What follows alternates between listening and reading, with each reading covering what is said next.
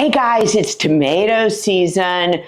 I welcome you to an invitation inviting you today to learn how to make some super easy appetizers with your tomatoes grown from your plants or at the grocery store.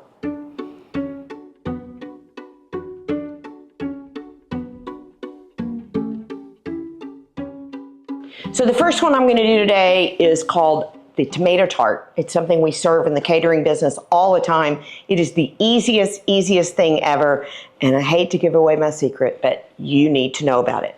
So this is a piece of puff pastry dough that you can buy at the grocery store. Pepperidge Farm sells it. What you want to do is let it thaw so it's pliable enough to fold. So when you get it at the grocery store, it's folded in thirds. Then you want to unfold it so it's nice and soft. And you can see how pliable it is now, okay?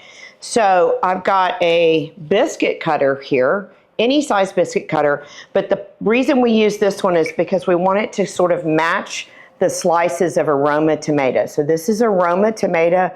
Some people call them plum tomatoes. You can see how pretty they are. So this is about the same size as that. So that's the size you're looking for.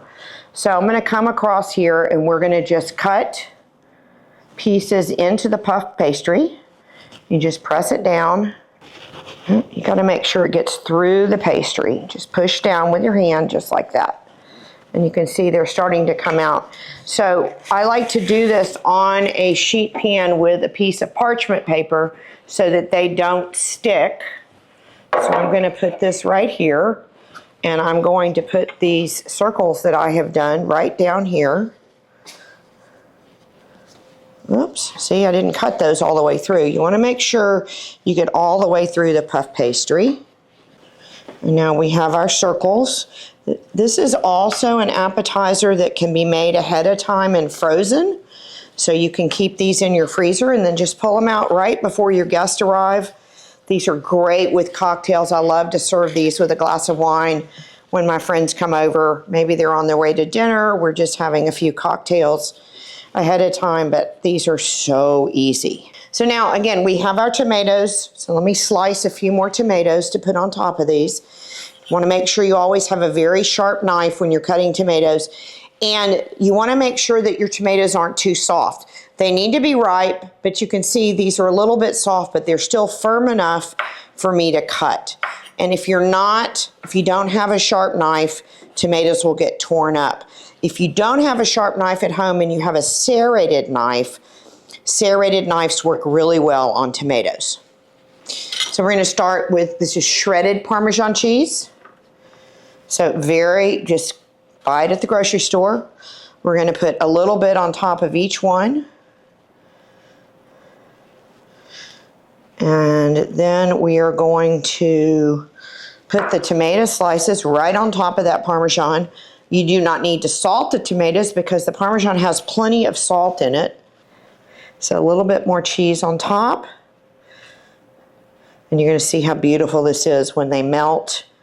And then we put just a touch of black pepper right on top. If you don't like cracked black pepper, you can use ground pepper. You could use white pepper if you like. And that's it. See how simple that is? That was so quick. I'm going to run these in the oven, 350 degrees, 15 to 20 minutes. You're just wanting the puff pastry to get done. And what's going to happen is that tomato is going to cook right into that puff pastry. Aren't those gorgeous? And so easy. Okay, while those tomato tarts are cooking, I'm going to show you another super easy one.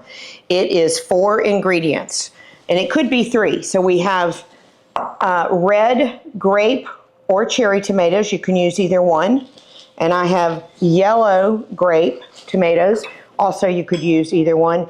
And these are little mini mozzarella balls that you can buy at the grocery store as they are. So what we do is we take a little vinaigrette and pour it on these. You can use the vinaigrette that you want to know how to make your own vinaigrette. Go check out my video to learn how to make your own vinaigrette. Or you can just use a store-bought vinaigrette if you like. And what we're going to do is just mix this in. This is just going to give these mozzarella balls a little flavor. And then I always toss in my favorite seasoning, Jane's Crazy Mixed Up Salt. No, they're not paying me to do this. This is truly my favorite seasoning. Goes to every single catered event we do. It's a mixture of dried herbs and garlic and sea salt. So I'm going to put some of that in there. This is going to help salt the tomatoes a little bit, maybe a little bit more. So just a couple of sprinkles on the mozzarella balls. Okay, so those are nicely coated. And now we're going to make these. So these are 6-inch skewer that you can buy at the grocery store. And here's how we're going to start. We're going to start with a yellow tomato, whole. Then I'm going to come with a little piece of basil. If you have big basil leaves, that's fine. We just cut them in half, but I'm going to use these small leaves. And then we come with a mozzarella ball. And I do another basil leaf on the other side of the mozzarella ball. And then we finish it with a red tomato. Voila! Look how easy that is and so pretty. I usually make it a little further down on the skewer so it's easier for people to eat. But you'll see I'm going to make a couple more now and then those are ready. And these you also can make ahead of time.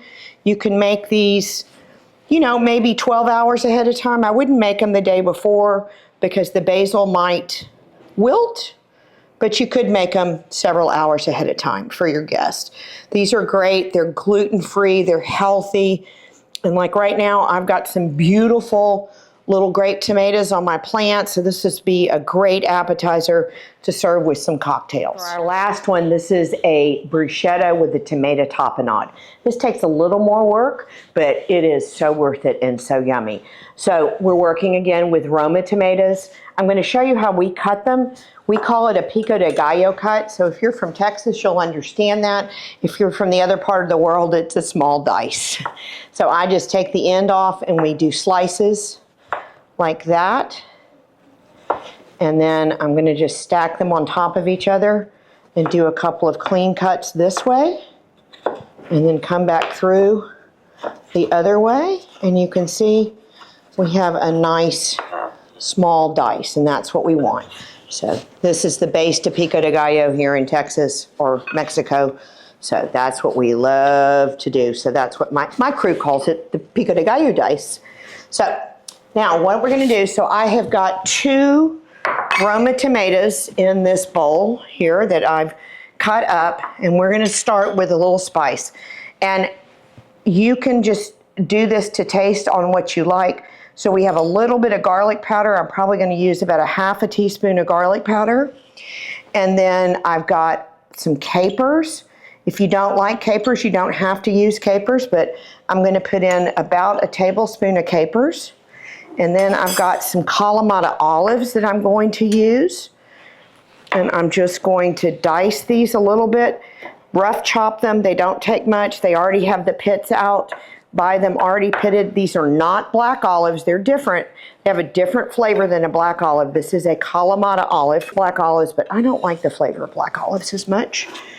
And then I've got just a touch of red pepper flakes that we're going to put in there, a touch of black pepper, and then we need a little salt. So I'm going to use my crazy salt again, which is my favorite. And then I'm going to take a little bit of this basil.